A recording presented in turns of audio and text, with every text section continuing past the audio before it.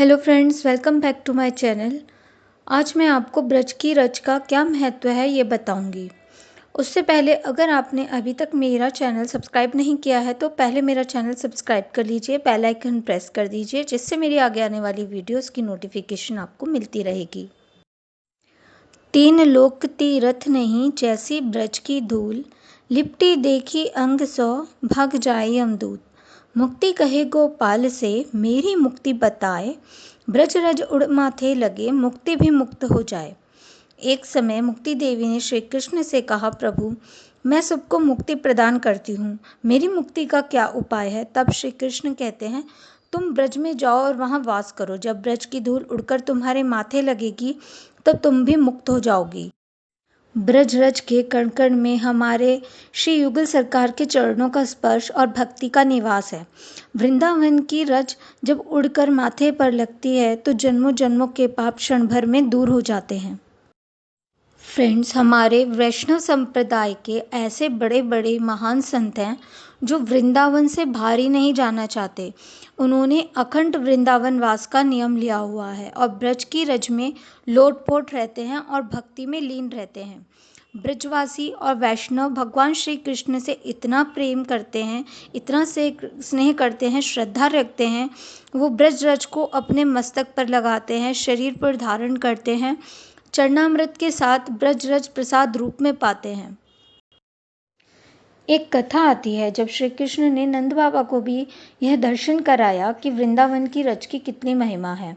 वृंदावन में एक स्थान है रमण रीति। भगवान श्री कृष्ण एक समय नंद बाबा के साथ भ्रमण करते हुए रमण रीति में जा बैठे। श्री कृष्ण भगवान ने एक लीला की। श्री कृष्ण और नंद बाबा बैठे हुए थे और देखते हैं कि एक काले घोड़े पे काला पुरुष आया और घोड़ा और पुरुष दोनों ही ब्रज रज में लोट लगाने लगे और रज में लोटपोट लगाने से उनका रंग गोरा हो गया।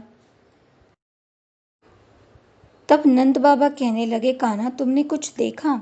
एक काला पुरुष काले घोड़े पर आया और दोनों ही रज में लोट लगाकर गोरे हो गए। तब श्री कृष्ण कहने लगे, बाबा ये काला पुरुष और कोई नहीं, स्वयं तीर्थराज प्रयागराज है। जब हमसे कोई पाप होता है तो उन पापों से मुक्ति के लिए हम तीर्थ स्थान पर जाते हैं और पापों से मुक्ति पाते हैं। तो तीर्थ उन पापों का क्या करते हैं? जो कमाया है वो ही तो देंगे। तो सभी तीर्थ एक समय एकत्रित होकर पापों से मुक्ति के लिए तीर्थराज प्रयागराज के पास गए।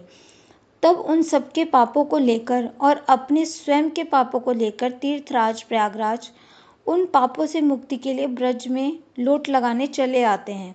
तो सोचिए ब्रज रज की महिमा कितनी है। फ्रेंड्स, हम वृंदावन की दिव्यता को अपनी साधारण दृष्टि से नहीं देख सकते। वहाँ के कण कण में आज भी श्री राधा कृष्ण का वास है। उनकी लीलाएं अदृश्य रूप से चलती रहती हैं। तो फ्रेंड्स, हम जब कभी भी वृंदावन जाएं तो हमें वहाँ की धूल को अपने माथे पे ज़रूर लगाना चाहिए। फ्रेंड्स, आपको आज की मेरी वीडियो कैसी लगी प्लीज़ मुझे कमेंट करके बताएं और अगर अच्छी लगे तो लाइक कीजिए, शेयर कीजिए। हरे कृष्णा, जय श्री राधे।